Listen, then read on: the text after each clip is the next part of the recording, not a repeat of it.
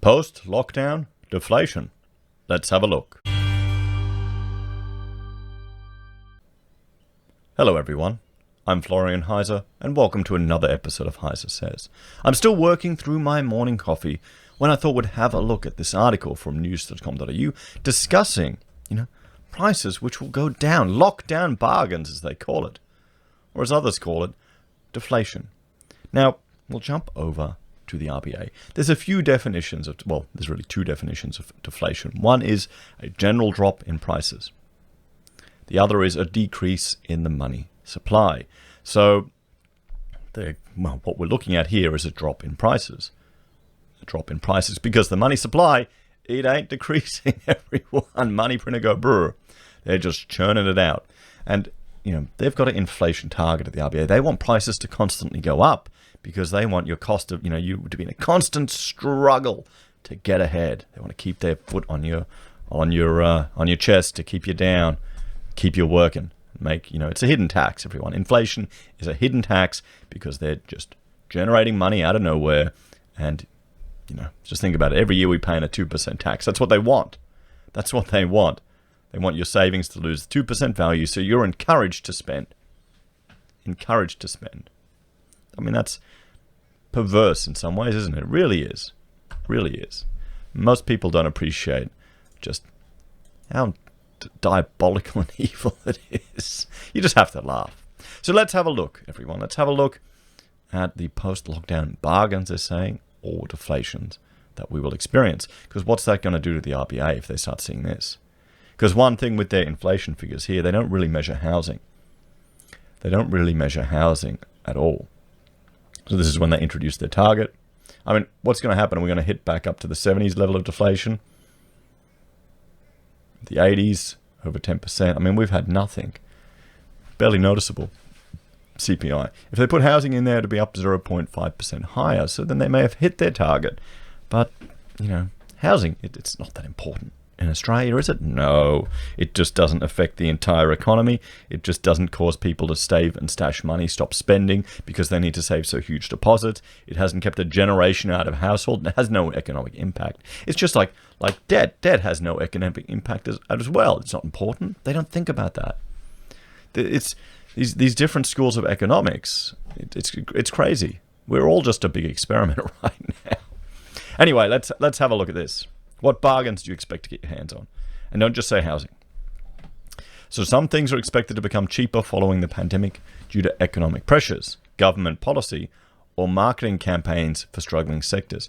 Experts predict where the savings will be. Now, let's go through this and let's see if you let us know in the comments if you actually think you would spend money on this. Okay, so we're in recession now. Youth unemployment, we looked at earlier today, is terribly high, 16%. And we've only just begun with this recession.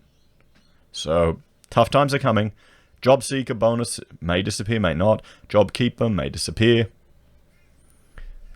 Do you think these are going to be necessities? Okay, so we'll go through it and we'll play a game. So the pandemic has created financial chaos for many Australians. But there may be a small silver lining. There we go. So silver they're not talking about silver. Silver lining in the form of post-lockdown bargains. Experts predict prices will temporarily drop for some goods and services as a result of economic pressures, government subsidies, or ramped up marketing campaigns for sectors hoping to bounce back. So travel. Travel is apparently going to be a bargain. Now, is travel a necessity? Is it really, or can you avoid it? Can you do business remotely? Could you do a holiday a lot cheaper rather than flying overseas or flying interstate, jumping in the car, getting the tent? If you have to save money, although camping is getting pretty expensive.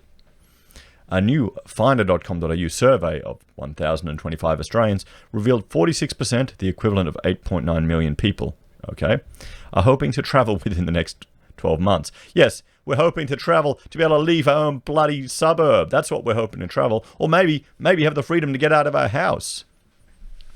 Or maybe to travel to something else other than a protest.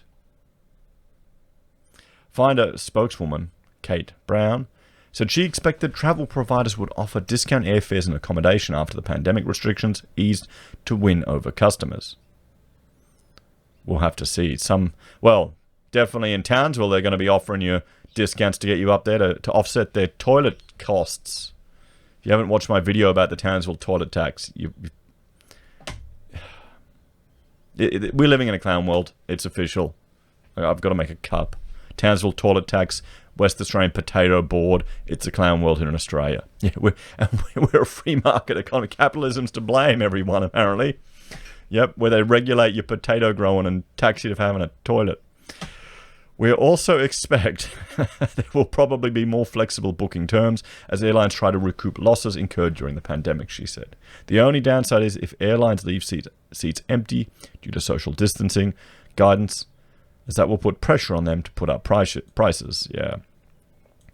That remains to be seen at this stage, though. Qantas is saying they're not going to do it because it won't be financially possible to fly a plane that is only a third full. So, here we go. We can shut down the entire economy of our nation, but you can't fly a plane a third full. What if you just increase the prices 3x and fly less planes? I'm not a fan of Qantas anyway. CEO is a bit of a character. Fuel. All the fuel that's imported, everyone.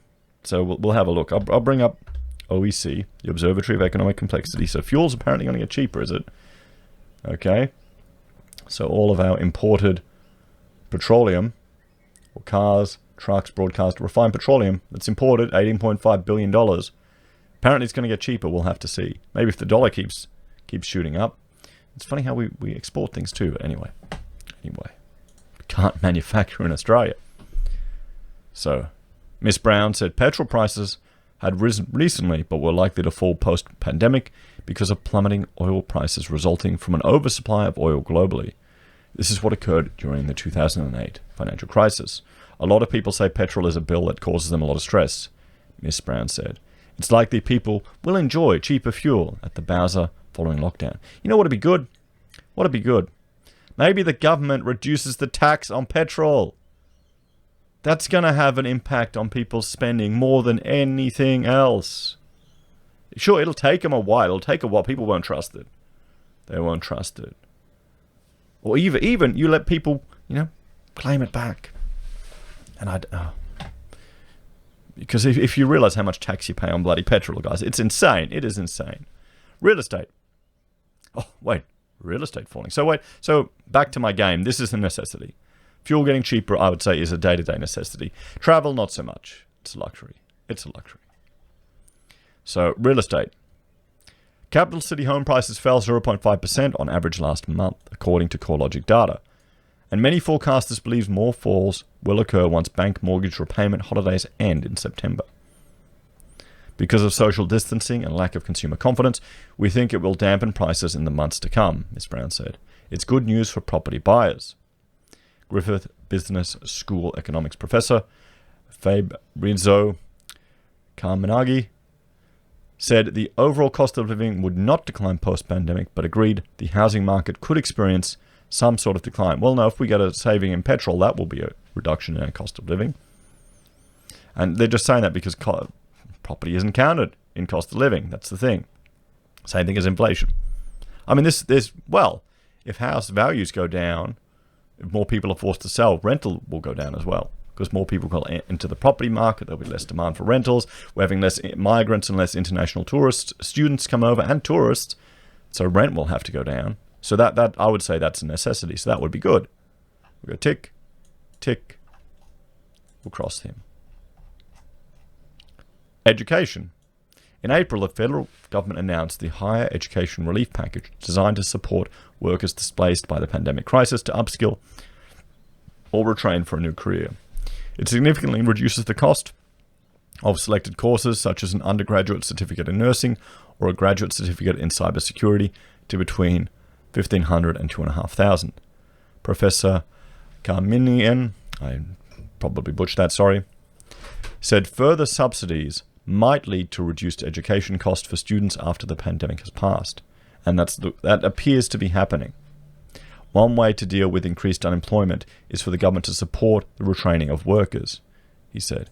Well, yeah, it depends. There has to be the jobs for them afterwards. This could happen, and the tuition fees may not necessarily decline, but the support for people willing to undertake study could increase, therefore reducing the cost for people.